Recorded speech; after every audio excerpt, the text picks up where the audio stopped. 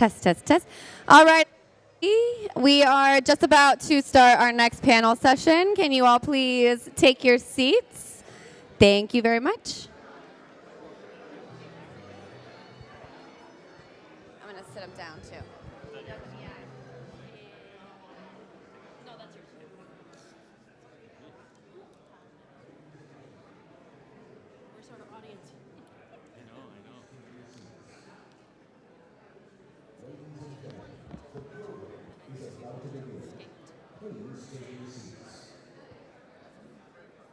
So brightly lit. I know, man. We need less light. I'm not used to it. I'm used to being on No, stage. we want light. We just want them to. Exactly. That's true. No light. No We're in light over there concert, at all. baby. This is our stage.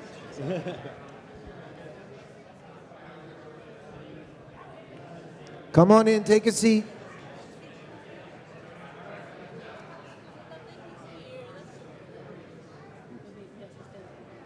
¿Qué pasa? Hola, Claudia. Qué chévere. Provide support. Come on up. Don't be shy. Come on and sit down. Come on.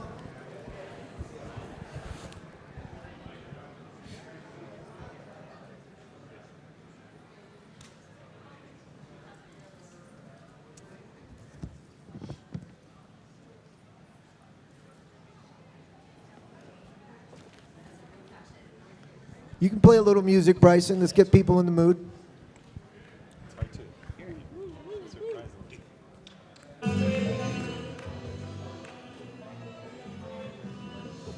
It's not too good. See what you guys are doing.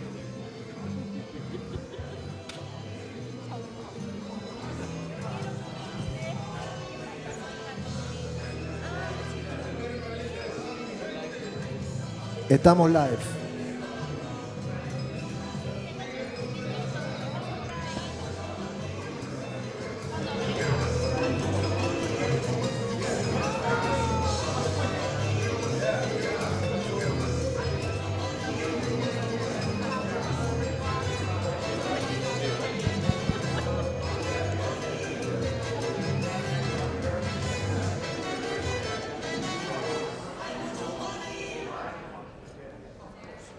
Come on up, take a seat, come on up.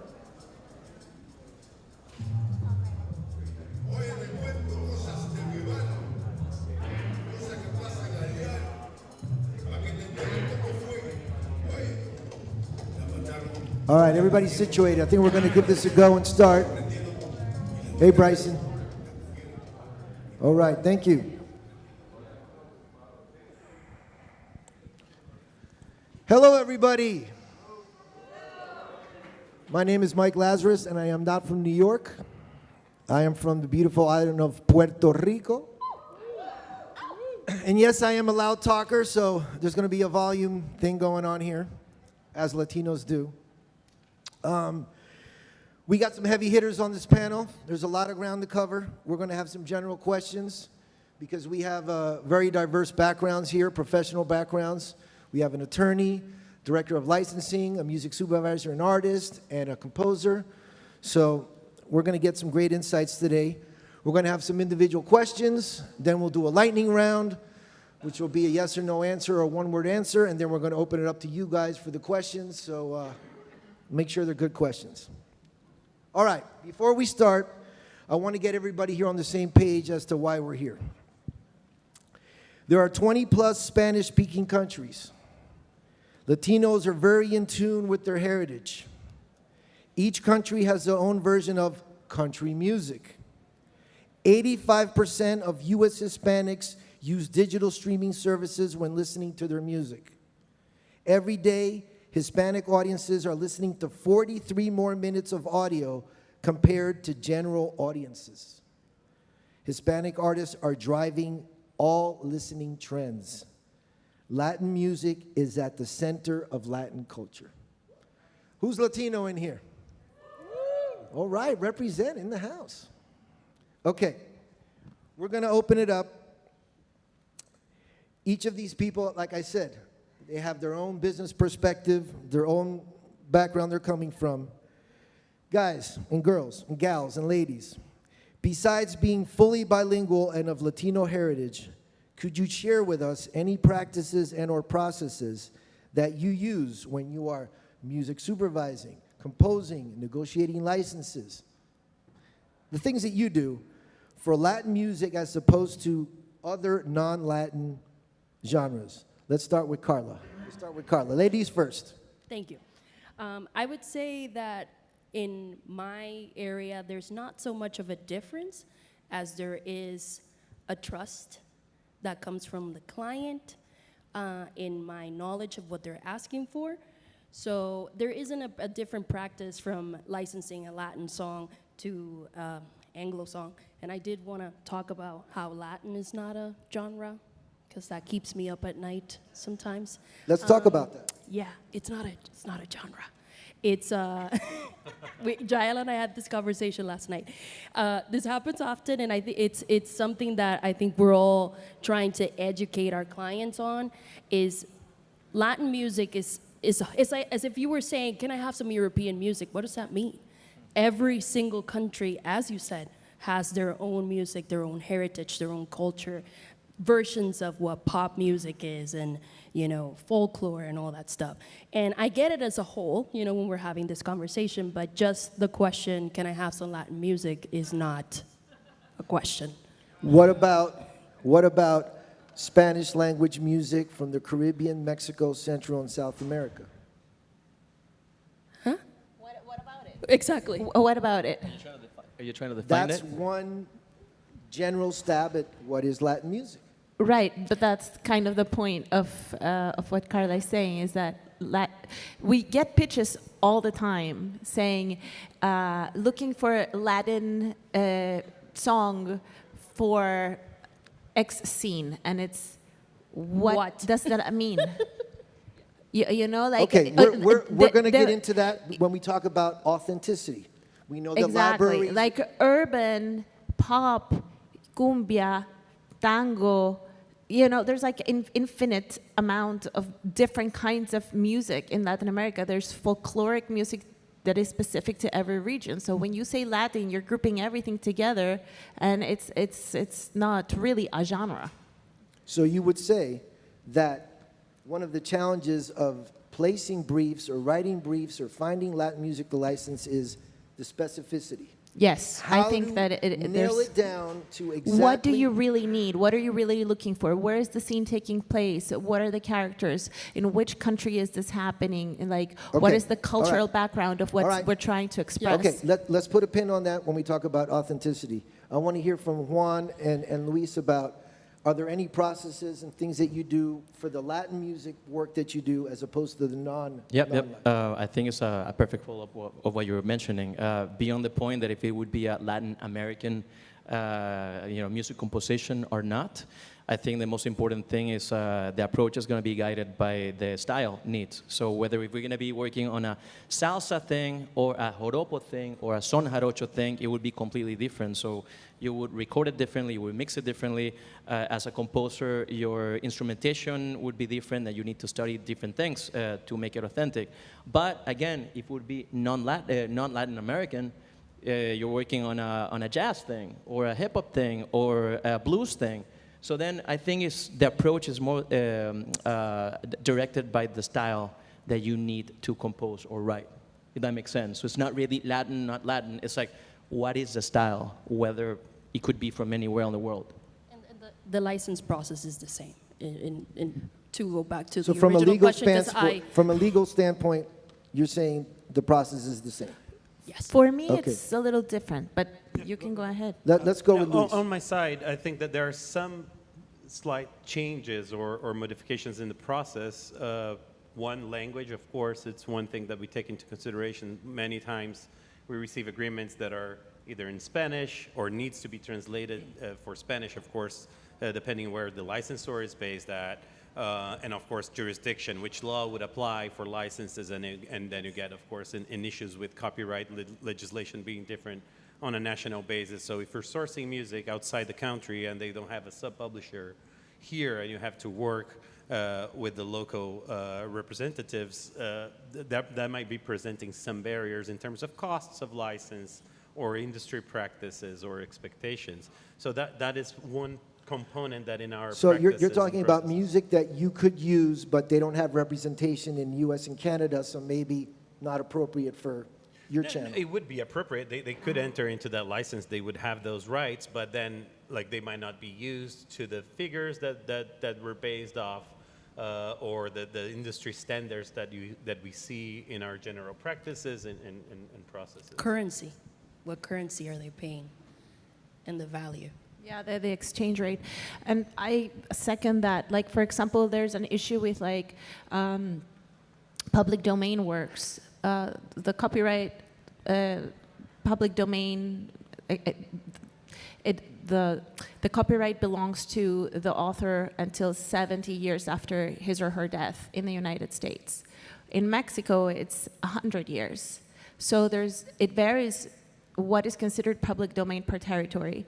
And I've worked in the United States and in South America, in Latin America in general, and my experience is that what you were saying, like the knowledge of the industry and the terminology is not the same. It's not the same standards.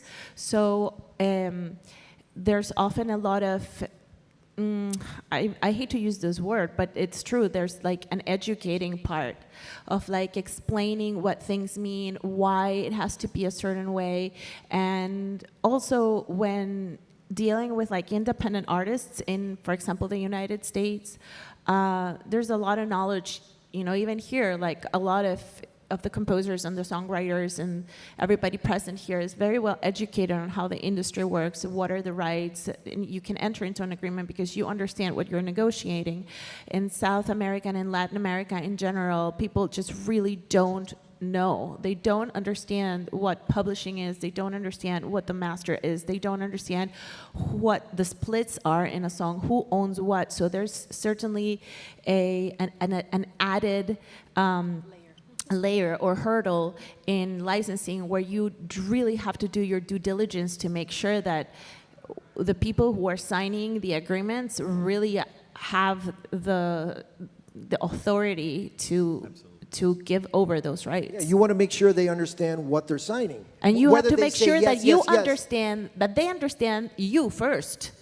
And then that you understand them, and that is not a language barrier, it's an industry knowledge barrier.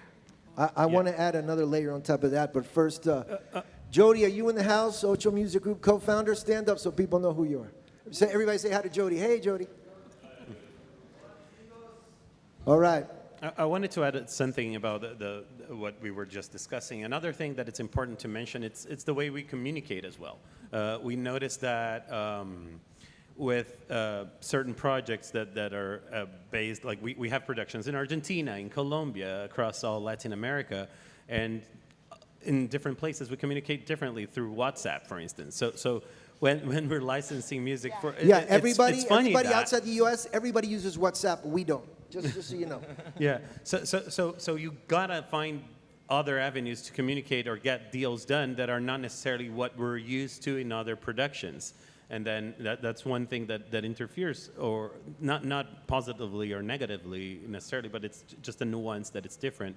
And another thing that you reminded me when you were mentioning that, like again, like with productions being spread out across Latin America overall, especially with what concerns with libraries, we have blanket library deals with many different libraries. And not only the territory, when we look at territory, we're not only looking at the territory where we're going to be distributing music, but also where the production is based at, right? Like, and that might have some implications on what can or cannot be available for certain productions, depending on where the production is based at. So it's something that we heavily monitor really closely and work with our partners. So there's a lot more details. Exactly. Regional details, location details. Exactly. I wanted to add a layer to what Yala was saying is, I feel that when I speak to composers and producers in South America, I feel a lot more urgency, whereas like, we just buy my beat. Just buy my beat. I don't want to understand publishing. I don't want to understand registration. I can't wait a year and a half for BMI to compile my... I need the money right now. And, you know, you have to be sensitive to that. I understand. That urgency is there. And I try to explain them. You know, sometimes if you get organized, your metadata, you can probably make 10x what you're making now on the same beats. But it's going to take some time. But that Go ahead. Here's a quick detail. Some countries in South America, the PROs don't work Terrible. that well. So Absolutely the insane. composers don't receive the money at all. So let's say I'm talking to a composer from Venezuela, talking to a composer from Argentina, or other countries, okay? And I'm talking to them and say, listen, you're gonna make a lot of royalties with this placement, yada, yada, yada. You're like, but I know you're not gonna receive it in your country. So I suggest if you're gonna be writing music for film and TV, I suggest that you, sounds kind of extreme, but resign to your PRO if your PRO doesn't work that well, and then trying to join ASCA, BMI, or any other US PROs. Otherwise, if you're gonna be in this business and you're gonna rely on royalties, you're never gonna see them. That's So it's 100% true. true. Yep. 100% true. And I would like to add that and relay my own experience with that. I was sharing this story with Carla last night, and I often share it in instances like this because it really illustrates the problem. You know, I've licensed I've had over 50 placements of my own songs on film and television. In the US, in Australia, in Korea, in the UK, in different parts of the, thank you. And thank God, you know, it's wonderful. I own my own masters, I own my own publishing, the royalties are mine, you know, it's great. And if you get a song licensed in the US prime time, not only is the fee going to be very good, the upfront fee, but the back-end royalties are going to be significant. You know, a songwriter can live off of that. You get enough of those, you can make a living, you know. I had one of my songs on a primetime soap opera in Chile that played every single day of the week, Monday to Friday, from March to August. And it was the main theme of the main character. So that means every time the main character would be on screen, the main theme would play. And the total amount I got for all of those uses was $5. Ouch. You Yeah. receive something. Evidently, there's something inherently broken when that is the system, you know? And so, of course, they're not going to care about registering their work. If that's the hurdle they have to get over in order to get their music synced, they're not going to care because it's insignificant.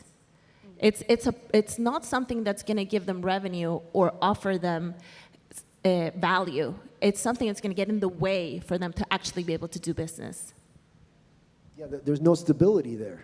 There's no infrastructure to... For me, thank God, it's like, personally, I don't care. Like, I would just won't license my stuff. In Chile, it doesn't matter, you know?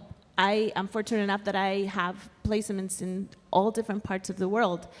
But it matters to me as a musician, it matters to me as a songwriter, it matters to me as a Chilean, and it matters to me as a music supervisor that is how the system works in my country.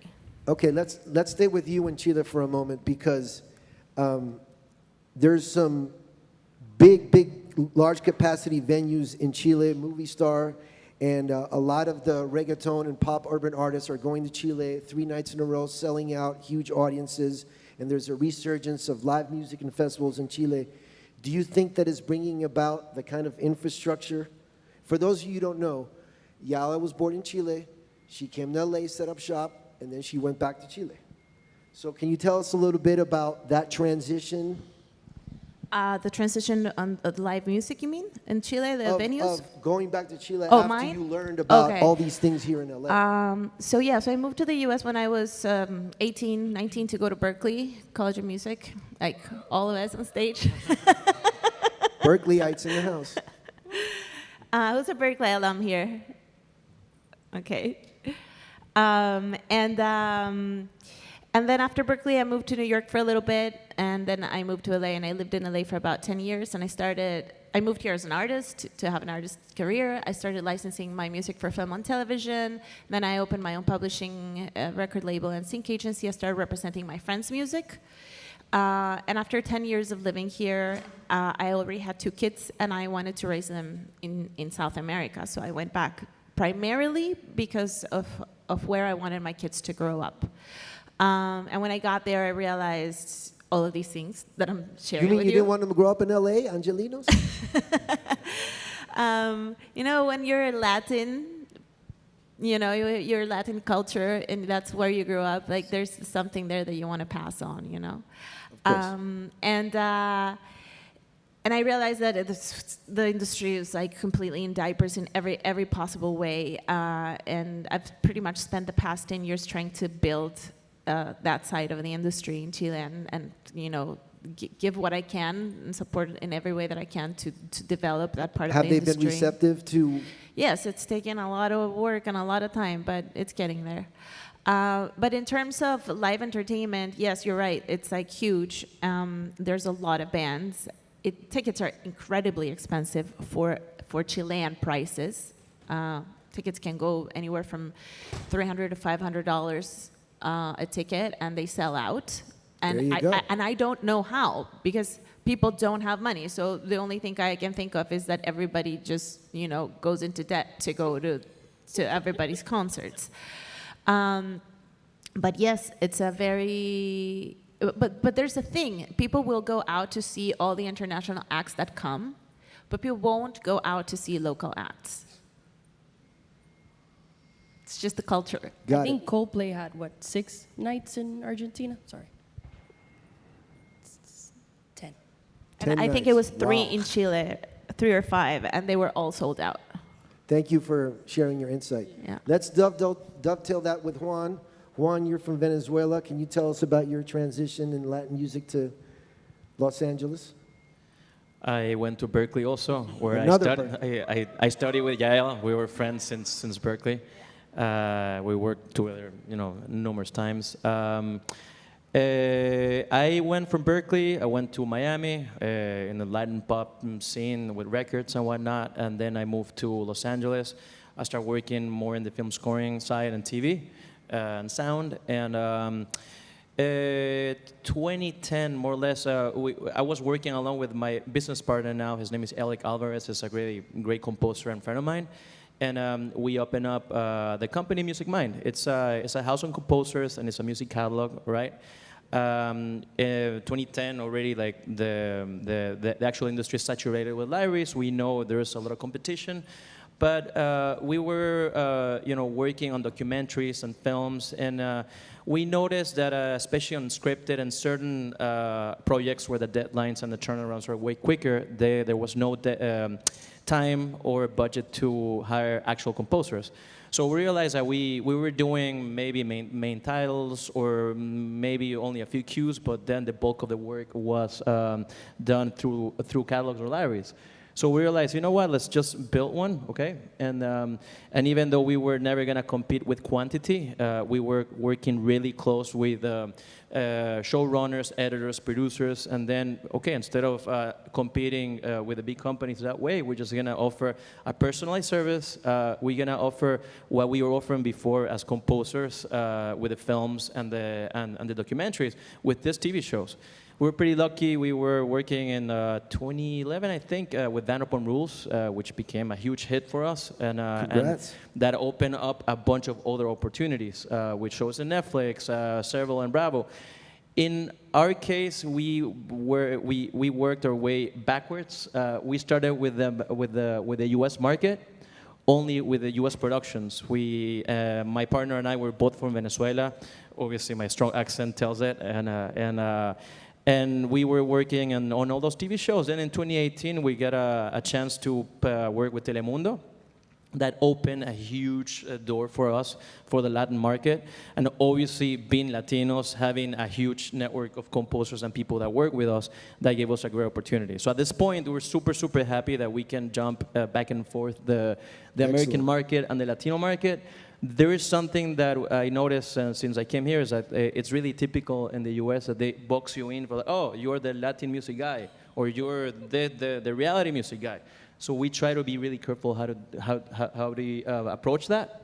And the last thing I just want to add is like something that we tried is like we have a group of composers that each have their strengths style-wise. So then we can tackle many styles or many needs with authenticity. So I guess that's what we try to do. Well, that leads us back to this big word, authenticity. Carla, what can you tell us about the criteria that you employ to get a sense or measure this authenticity? I mean, we have the increasing influence of Latin pop, which is very popular around, all the regions in South and Latin America. But there's also like a deep-seated obligation to represent the music of one's own heritage and make sure that the music of your country is also being represented. How do you handle the whole, this is authentic, this is not authentic? That's it. This is the question, right? For me, without insulting anybody, it's not about the person being born in that country, but you have to be immersed in that culture. You have to have lived there, listened to it. Like for me, I joke I'm an 80-year-old trapped in a 30-something-year-old body because I grew up listening to mambo and salsa. My dad did not believe in kids' music and play any stations that were kid-friendly. All I heard was, Bodeguero, Tito Rodriguez, all that stuff. So I grew up, yes, so I have a deep, deep love for that music. But also that means that I feel like I can speak to that music. And then my other side is I can speak to Dominican music, because my mom's Dominican. So I can speak to merengue, dembow, all those things. I can't sit here and talk about tango or funk brasileño. I know what it is. I am vetted in it because I am deep into the entire Latin music culture, but I'm not able to write a song like that because I never lived there and I never immersed myself in that culture. So authenticity is crucial to this work. The more and more we see it, there's so many shows happening right now that are either set in a period or set in a country. And music supervisors that are doing their job correctly, they're doing the research. They know what that music sounds like. And also, social media, inclusivity is so important. People are checking who's the composer, who's the songwriter. Is this song legit or not? Okay, so marking time and region. Marking, the period that this is happening and where it's happening. It's going to happen on the music side, and we can go into that, or it can happen on the lyrical side. Yep. But if you're not immersed, you're not going to have these nuances and these flavors and these influences that are going to tell somebody, okay, yeah, that fits, and I'm not going to get distracted because the music didn't fit. Yeah. Which could be dangerous. Luis, do you have something to say about this? In the authenticity, I think it's important, like from our standpoint, speaking like from a perspective of a Telemundo, for instance, one of our important arms for... Let me interject real quick. So NBC Universal purchased Telemundo. There's two Spanish language networks, Univision and Telemundo. So he worked with Telemundo. Yeah, so Telemundo, just a brief overview, like NBC Universal and our team, Music Business and Legal Affairs, like we oversee all the music legal needs for the entire company, inclusive of Telemundo, and that's one of the areas that I oversee. And the creative drives the needs that we have, right? Like so it like I said before, like we have productions that are not only produced in many different countries across Latin America, but that reflects in the production, like Carla was saying, different time periods or different regions or specific. So we do have specific needs from a creative standpoint to picture that specific location or that specific need, and we work with our producers, with our music supervisors to find that and curate that. And Carla said something that I think is very important, that the music supervisors who are doing the job, like are actively doing that research and to kind of isolate a little bit and come back to your story about going back to your country of origin. And I also went back to Brazil. That's when I met Carla. After some years of experience here in the US, I went back to Brazil, had my own company before joining NBC Universal, and part of our big effort there was to consolidate the music supervision as a role within the productions in film and TV, which is something that across Latin America is not very established yet. Like, so kind of tying back to your question about we heard a practices and statistic processes. in this conference that there's less than 1,000 music supervisors in the whole world. Yeah, and of course it's a very much of an established function here in the Hollywood scene, right? But when you start going away from that, you don't see that role as frequently, and that causes impact both in terms of creative and finding that authenticity and having someone within. It's easy to preach to the choir within the music world about authenticity, about the differences in genres and all of that, but also there's some education or advocacy that we have to do on the productions and to have someone who can work closely with the production in finding the right music, in finding that right song and the right tone for that, and of course, like navigating all the intricacies of copyright that we talked about before. I have to say, because I remember vividly watching a show, I'm not going to mention it, but the scene was set. It was a beach scene, and I'm just going to make it up and say it was in the Dominican Republic, and the background music was mariachi. And I had all sorts of heart attacks right then and there. Because it's like, are you serious? This is something that bothers us. You know, I'm watching a cop show. It's a soccer scene. You know, they're wearing the green, the white, and the red, and it's like a bachata in the background. I'm like, this is not what the scene needed. It totally broke my bubble. I was like, I don't know about this. But I wanted to add to what you were saying, that part of the issue is getting the production companies to understand what the role of the music supervisor is, what we actually do and what we don't do, why it is important to have a music supervisor in a production, and what is the value that we bring to the production. What would you say was the number one thing that people expect you to do that you don't do as music a music supervisor? editing. You know, they give me a budget for like this and this and this and that and music editing, and I want you to do it all. Those are 3 different jobs. You have to hire 3 different people. But it's already hard enough to get them to hire a music supervisor. Like, forget it that there's going to be a music editor. It's not going to happen. So oftentimes you end up working with the film editor, you know, or I end up doing a mock-up myself of what I want the song to be in the scene, even though it's not my job. But then when it gets to the mixing board, it doesn't end up being what I wanted. And so it's a struggle. Yeah, because you're overflowing into other functions, exactly. But they're not paying you for that. Exactly. So there's the advocacy and the education part is really, really trying to establish a spot in Latin American productions for the role of a music supervisor, and to budget correctly, not only for the music supervisor, but for the music. The value of the music. Because most of the times they have a wish list, and they have a budget, you know? And if they go over budget, the first thing that gets cut is the music. It's a music, of course. Yes, or they expect you to do impossible things with the budget and the wish list, you know? Got it.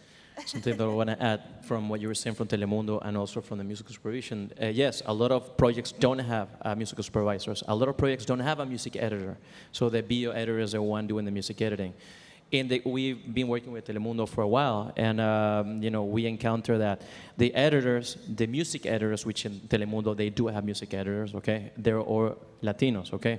Puerto Ricans, Venezuelans, Colombians, etc. When we've been doing shows, you know, series are 1930s in Mexico or 2005 in Miami.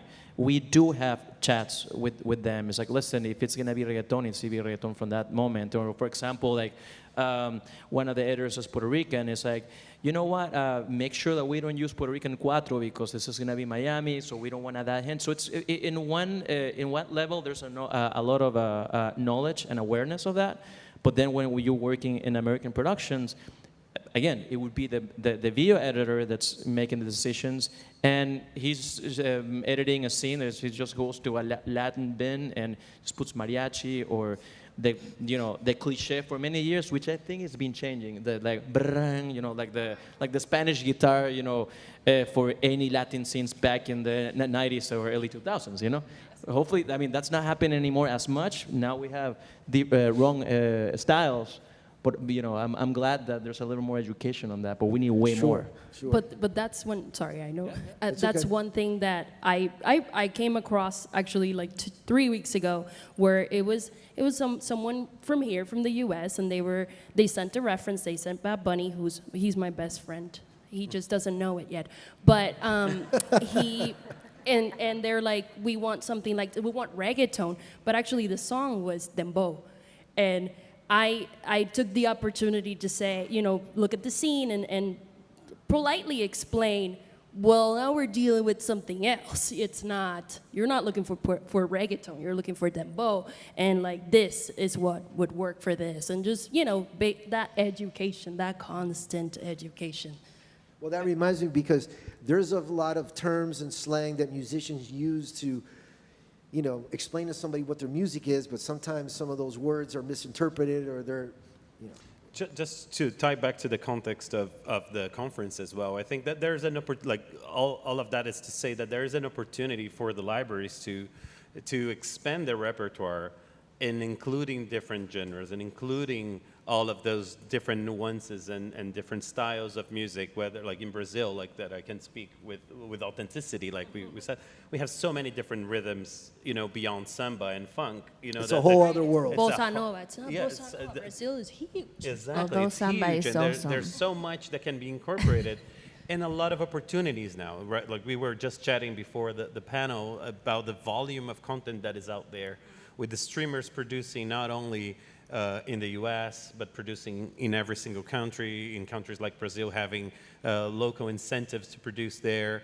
I think it's important to pay attention to that and tune and cater to those needs as well in building a catalog that contains all of that vastness that we're talking about. I want to stay with you for a moment, because you must be handling a truly large amount of production music, given your job. Could you tell us how much of the music is internally generated within Telemundo versus the outsourced licensing? It's hard to put a number to that. Like we do commission original works for several productions, for our novellas, for our series, but we do have certain productions that are 100% library music. On the news side, on the sports side, we do rely a lot on our partners, Warner Chappell and the many other partners that we have for those needs. It varies on a production per production basis, based as well on what we were discussing as well before, like the budget limitations that we have. But we have a whole range of productions that are fully commission music, that whenever we do commission music, we do that on a work for hire basis, but then partner with the libraries, and our music editors and supervisors and producers are tuned into the libraries that we have available for each production, to sometimes, like I think one example, like Donde Está Elisa, a production from a few years ago, was 100% music from Warner Chappell production music. Wow. El Conde, which is airing now, has Music Mind Tracks, Audio Network, Warner Chappell production. So it varies on a case-by-case basis. Okay, I want to switch to Carla real quick. We know that there's a growing popularity of Latin music in the streaming platforms. What can you tell us about the number of licenses for Latin production music as opposed to trends involving non-Latin stuff?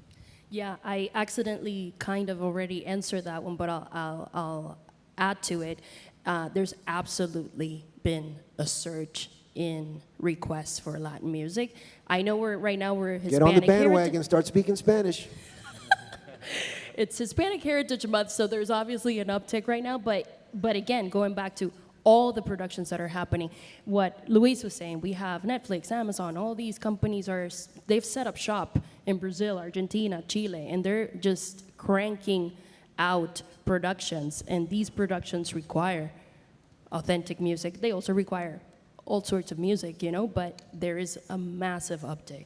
What would you say is the most important thing for a composer to understand when you're negotiating a license with a Telemundo versus a Netflix? What's so funny? Um, that's a good question. I would say there is a difference. There is a difference. There's a massive difference. And I Just in need to- that, just in that, Yeah. that's step one. That's very Yeah. important. For There is a people to massive understand. difference. Do your research on which company you're talking to, what kind of talk to people. I think you said something really important to me yesterday about just talking to your peers, other composers, what kind of fees have you gotten? Some of these companies don't want to pay. Some of these companies are a lot more generous, and budgets are different from show to show. That was something I actually learned not too long ago, that actually if a show becomes popular, the budget doesn't change. In fact, I'm sometimes sorry, it decreases. Listen, I want to tell you, I'm sorry to put you on the spot, but it's just these expectations and managing these expectations from the people who are making the music, there's a lot of questions there. Absolutely. I can add something super quick. Also, like the residuals that you're gonna make in a Netflix show, also depending which Netflix show, it's gonna be different with what you're gonna be making with a Telemundo show. Also depends what Telemundo show, you know.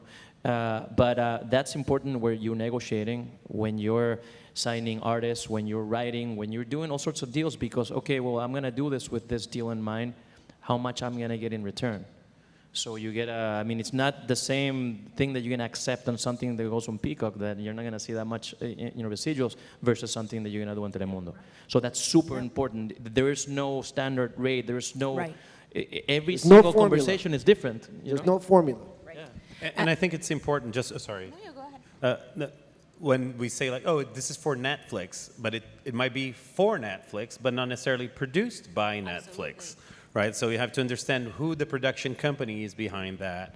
Like Carla made a great point about research, talking with colleagues, right? Like this industry, I think two main things for this industry that I tell my students at Berkeley all the time, it's research and network, right? Like it's making good relationships. It's a small industry. Like everyone knows each other and are collaborating, and knowing with what you're dealing with, like doing your own due diligence and investigating that. A lot of those companies, they have their own precedents, and that's a very important thing for those companies. So each of them have certain boundaries that they can or cannot accept or move forward, and rates, and then each production, of course, has a different budget, and so being aware of those things, getting some comps and information from colleagues that can provide you some intel is helpful in helping navigate that and set the right expectations. And I also think learning to ask the appropriate questions too. Asking the appropriate question. Yeah. So if you're negotiating a license for whatever it is, like, often independent artists or composers are scared to ask too much. Like they don't want to seem like they're being difficult. And I understand that because I've been in that position, and I've learned to not care about it. And that just comes with experience. And also understanding what the industry standards are. And it's okay to ask, like, what is the overall music budget for this episode? What is the overall music budget for the film? What is the overall production budget for the film? What is the overall production budget for each episode? Because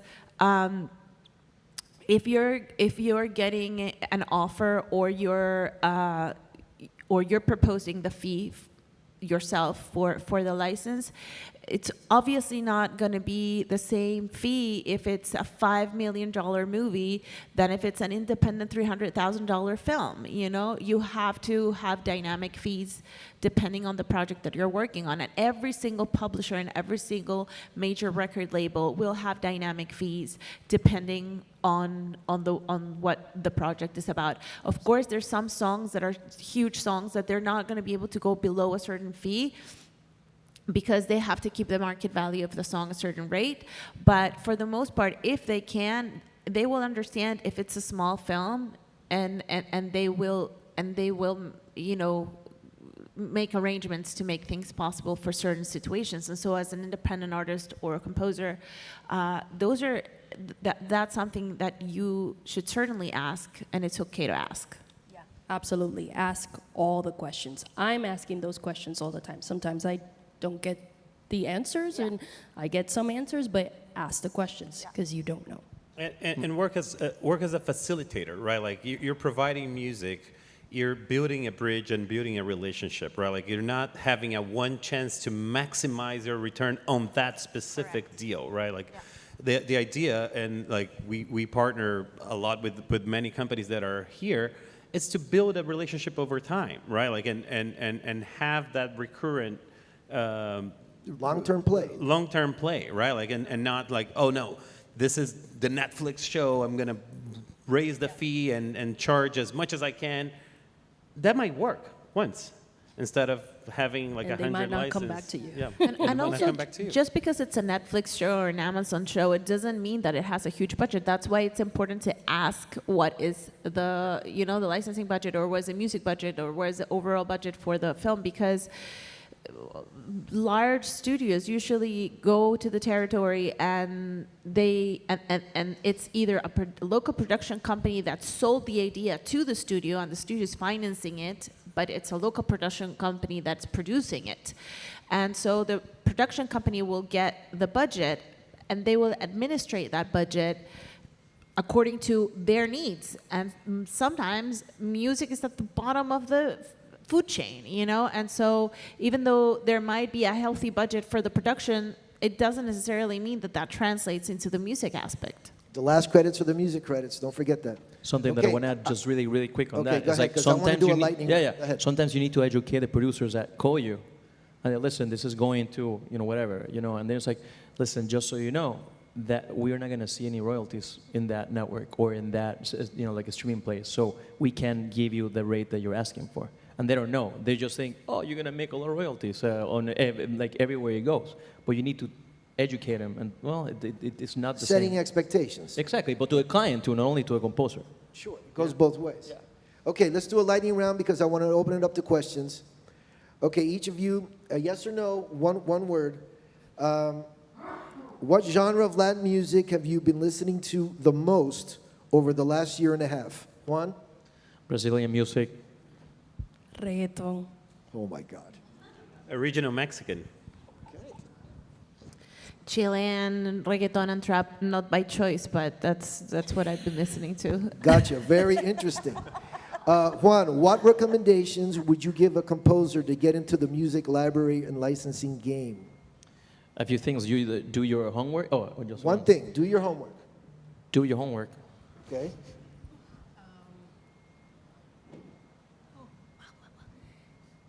Yeah. You said research, so research is a good Research. Yes. Ask questions. one. The question is, what would be your one recommendation to a composer who's trying to get into the music library and licensing Oh, I game? remember, yeah. I Yeah, mine think was like dope. the expectation setting, right? Like set the right expectations. Take as many people as you can out to lunch. Oh, boy. Okay, last lightning round. Do you have time to listen to unsolicited music? Be honest. I try to make time when I see it. If I don't have time, I don't. Very popular after this panel right here. No. Good. No time and no desire. I missed the question again because I was laughing. I'm Okay. sorry. Do you have time to listen to unsolicited music? Unfortunately, I don't. I wish I did, but no. All right, there you have it, folks. We're going to open it up to questions. Is there a mic on the floor here? No time and no desire. Who's got a question? Claudia has a question? Oh, we got one here. Hey, ladies first, guy. No, it's okay. Go ahead. She got it. Bring her front. Ladies first. He said ladies first. Bring her the mic. On the front row, front and center. We're going to you next. We'll go to Claudia first. Latino style, ladies first. Okay. Stand up. Let everybody see you. Well, thank you. Okay. Well, thank you so much, Juan Andres, Katia, Luis, Jael. Wonderful panel. I think we had great insights from you. I'm a composer. I'm a Berkeley alum, so I understand that what you were saying about the journey of like coming from Latin America and then establishing yourself here in the U.S. Specifically in the film or licensing TV industry. So my question is, I'm actually a little bit scared now. Not scared, but I'm working with a Chilean production, and I'm going to be composing for their film and everything, and I have a lot to figure out about the rights and how to get my royalties. Now that you were saying everything about Chile and how hard it is when you are doing music, that it's going to be there and everything. You're working on a Chilean production? Yes. You're the composer for the production? Yes. Is it a film? It's a film, yeah. Is it for a studio?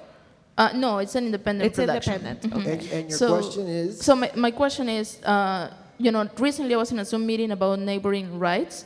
So what would be the best way for me to go about like protecting myself and my royalties once I compose the music and everything? Like, is the neighboring rights organizations a thing? And especially in Latin America, how will I go about that, besides the PROs, If I was in your position, and what I have done personally when I have songs in other territories is get a sub-publisher in the territory. So negotiate a sub-publishing deal with anybody, with Cobalt, with Pierre, with Warner Chappell, with whoever in the territory. It doesn't have to be global. If it's only screening in Chile, then just for Chile. If it's Latin America, then somebody that has Latin American presence.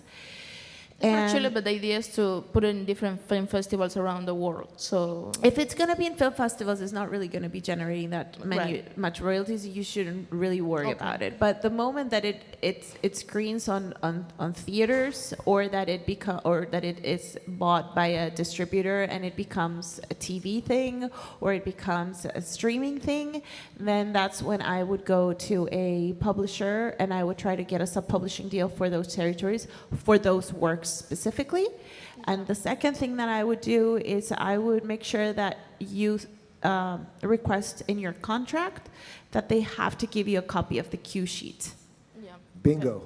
And, Thank you. and knowing a little bit of Latin American productions, make sure that you're involved in the cue sheet process, right? And use that as a learning opportunity, right? Like, even though like in Chile, I'm not speaking necessarily specific about Chile, but use that specific opportunity to figure out how is the registration process, what are the neighboring rights societies where this is going to air, probably, like you said, like from a festival license or from a festival distribution, might not generate a lot, but you can use that opportunity to learn a lot about how to process, how to register, how to work closely with the music editor in assuring that the cue sheets are registered appropriately, that the types of uses are listed correctly, because for each society that would generate. So you're going to have a document that lists what times your music was used and for how long.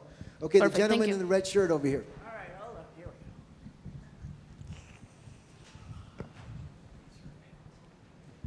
Howdy, guys and gals. Great panel. Thank you very much. First, I want to make a comment and I want a question. Do your research is incredibly important. I lived in Texas the past 40 years, and I've learned long ago how unique Central and South American countries are, and to overlook and to send a cumbia for someone that wants bachata or reggaeton for someone that wants salsa. You're going to offend somebody, you're never going to get called again. So you've got to embrace yourself and do the research, understand what music comes to what country. You don't want to be sending something to Chile when they're in Ecuador, because they might get mad at each other. We want to be genre appropriate. What is your question? So the question, what you said about not getting paid, that $5 story scared the heck out of me. And it kind of explains why my BMI statements are kind of poor in South American countries. Is it okay to ask, will this music be placed in America, or is it going to be in Central and South America? Because I don't want to put all that work in to get $5 for 3 months. That was specific to Chile. Chile that was specific? specific to Chile. But I've had songs in films that aired that screened in theaters in Mexico and in different parts of Latin America. And so that's an exception, not the standard in Central South America. That bad. Every country in South America is different. Different, yeah. Okay. So it's okay, but it's okay. Okay, we're not going to lose revenue. That's my biggest thing, is making sure, is it okay to ask, is this a risk to give to you? Am I going to get paid? Because we're going to put a lot You of... want to know where your music is being used, so you can ask. Bueno. The answer to her question was, if you have somebody on the ground at that country that is monitoring the use of your music, compiling whatever royalties could be available, that's your sub-publisher. That's it. Really quick, if it's an American show that airs in many countries, I just need to make peace of the fact that if there airs in Venezuela, I'm not going to get paid over there. They're not Bingo. going to pay the PROs. So it's okay. I know that. But then Mexico pays and other countries pay, and then you are aware of that. And just one thing to add. My story was specific to placements on Chilean television. For example, the question that you had about the venues in Chile, it's an excellent opportunity for some, because there's so many big acts coming to Chile. Like it's an amazing opportunity to be an opening act for a big concert, because about 5 to 7% of every ticket sold goes to the local PRO and then gets distributed equally amongst all the songs played that night, for the artist that performed and for the opening act. So if I'm an opening act for, who's coming to Chile now? So is this the equivalent of ASCAP Live, BMI Live? Yes. Okay. So let's say, for example, Lenny Kravitz is coming to Chile at the end of the year, and I was so lucky to be able to open up for Lenny Kravitz. I could make up to $15,000, $20,000 just for being the opening act, just on royalties. On the cue sheet, on publishing the two royalties. questions, just to add something which I think is very important. Of course, like you said, like for television in Chile, it might have some nuances and differences with PROs, and the issues with PROs are many and beyond the scope of the panel. But the main reasons why we don't see, and that goes from a studio perspective to a composer perspective, is issues in the registration process or issues with reporting. So make sure that you're registering your work appropriately. Like you said, like might be too cumbersome to figure that out during the process for $5 at the end of the day. But it's important that the work is registered to even see those $5 coming. And then work closely with the production or the distributors to make sure that they're reporting appropriately, which was your point, of make sure that the cue sheet is filed, ask for a copy, submit that copy to the PROs as well. If you know that your work is going to a different country, make sure that that country's PRO is receiving that reporting as well, because that is what is important in the work that the sub-publishers would do. Set up a paper trail. If you ask, they don't give you the document, you keep asking. You keep a record of all that. They have to comply at some point. Just ask for it on your contract. Any other questions? We got a question right here. Okay. Buenas tardes. Buenas tardes. As a gringo living in Argentina, Okay. I've been there for like 5 years, been in Latin America for like 10 years. So what is one piece of advice you have? Because one thing I didn't hear is bilingual, like the bilingual impact that it's going to be in sync, right? So What do you mean by the bilingual impact in sync? the impact of bilingual music in mainstream is You mean like fusion of English and Spanish lyrics? right. So one piece of advice you would have for someone in that. Just write as much as you can and try not to follow trends, you know? I think some of the coolest stuff comes when you're just really being creative and being a melting pot of styles. Like whatever you grew up with, that is part of who you are. Whatever you are like absorbing from the place you're living, you're gonna create something that has never been done before. Just like, and a little bit of what's current as well, but don't follow the trend. Just like, try to be creative, and yeah, you can mix Spanish and English. That's super trendy right now. What I would say, just play. I mean, I feel like if we can't play when we're making music, then what's the point of making music, you know?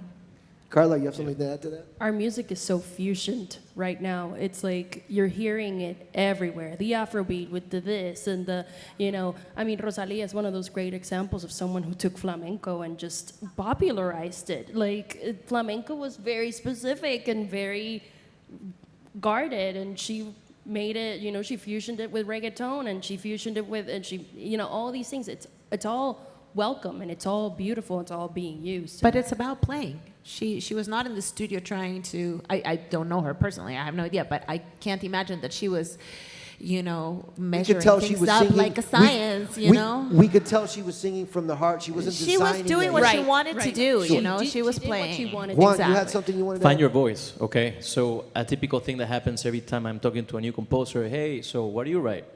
Oh, everything. It's like, I understand the necessity that you need to tackle various styles, but find your voice, because I'm more interested if you are telling me that you're fusing hip-hop with tango.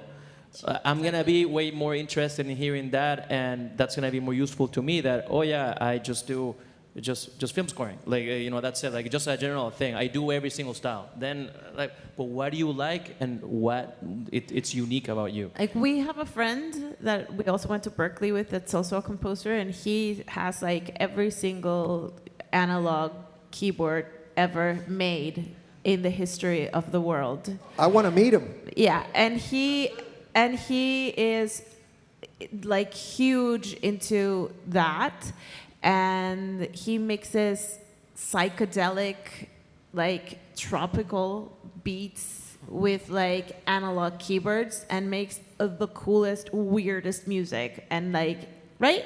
Yeah, I play in that band. It's the best. It's amazing. Yeah. Like- With him in mind, every time we need something like analog synth, bass, or something like that, we know exactly who to call. Right, and that's what you just said about the hip-hop tango. I really like that, because that's what you want. If that's what you're good at, that's what you stick to, and that's how people are going to recognize you. I think for all of us, when we hear the I do everything, we go, huh. And I'm going to answer your question in a more technical way, because if submitting to the Grammys is important to you, for the Latin Grammys, if it's not 51% Spanish lyrics, they will not accept it. Right. So, that's something to consider. If you want to have a version in English of your project for the American Grammys, that's the thing. If you want a version in Spanish if those things are important to you and awards recognition is important to you, you do have to keep that in mind. Anybody have another question? Go ahead. Right here. Hi there. It was interesting for me to listen to your conversation. As you can hear, I'm from Germany. I run a label that is distributed by BMG. I just wanted to open another avenue for the Latin writers. Even though I just learned about the differences in your cultures. Don't forget, Latin music is not only big in your part of the world. We need that in Germany. Latin and in music is Europe. universal music, It's baby. universal music, exactly. So if you sign with a label, don't forget about the avenue of Europe and all the other countries. This is probably really interesting for you. We just did an album with two guys from Venezuela, and I had a problem paying them but they had an account in Miami, so there are some problems sometimes, but it worked out, and now they're in a global distribution with us via BMG and our partners. So, Are you a sub-publisher in Germany looking for Latin composers? No, I don't. Okay. I'm really just creating the content, and I rely on my partners for all the selling and syncing. But it's just another avenue for you to keep in mind. If you have this talent, and you think you're really good at stuff. And then there's another thing, all Kraftwerk. The band was remixed by a German guy called Uwe Schmidt. He called himself, apologies, Senior Coconut. But it was a really interesting mix of the cultures. And that's another aspect I want to bring into this. You might have some background, but it might work mixed with something else in a total different setup. So. Okay. I just want to open up the discussion for that. I think Thank you. I read somewhere that Puerto Rico is the third biggest importer of music into the world. So, yes. 100 Latin miles music by is 34 miles, baby. Powerhouse. Anybody got another question? With your friend Bad Bunny. Right up there. Fred will? Wait for the mic. Okay, hold on. Put a pin on that. Go ahead. We got about 1 minute. Sure. For composers, what's a reasonable percentage of the music budget that they can expect from projects? Excellent question. The projects I've seen, unfortunately, are not based on a percentage. They usually just have a flat fee for the composer. And in the things I've seen in South America are embarrassing to say on this panel. I'd rather not. We can talk about it later. Things I've seen in other territories are much healthier. $30,000, $40,000 fees for a film, or between $20,000 and $40,000 for a film. I don't know if that's One? what you guys have seen. It really depends on just like to give you like based on a percentage basis. Like if you look at from a production standpoint, music sometimes like it will vary depending on the presence of music within that production, right? Like could go from 1% of the overall budget to 10% of that budget, right? So if you're talking about like a major blockbuster who has like millions and millions of dollars of budget, that 1% can be significant in terms of how much they're spending on a per license basis. Right, but that would be an overall music budget, and she's asking specifically for the composer for fee. the composer fee, okay. And also, what I said is for more independent films. Of course, if you have like a film that has a $10 million budget, you can expect much larger fees for composing than that, you know. But, you know, Latin America usually has smaller fees for production, so.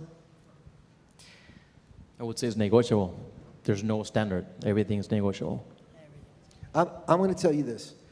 It is your job to find out a way to not go in too low so you feel shortchanged later, but not go in too high that you're going to scare them out.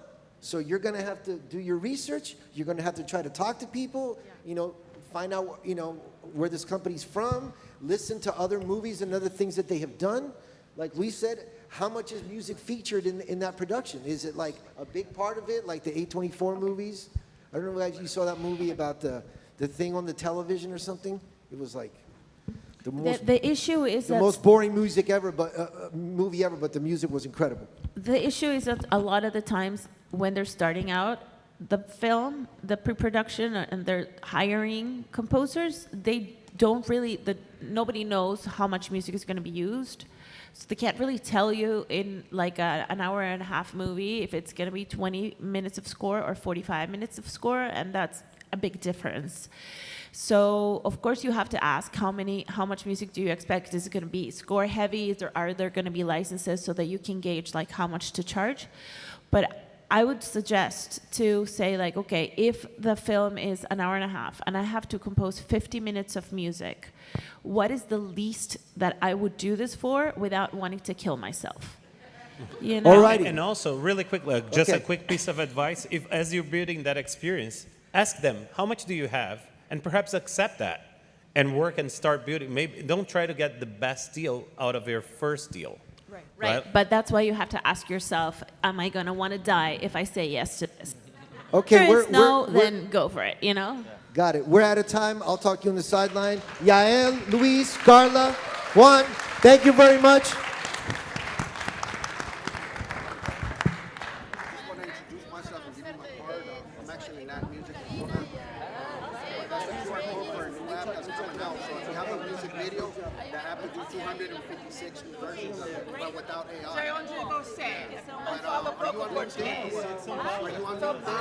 Yes, Emily.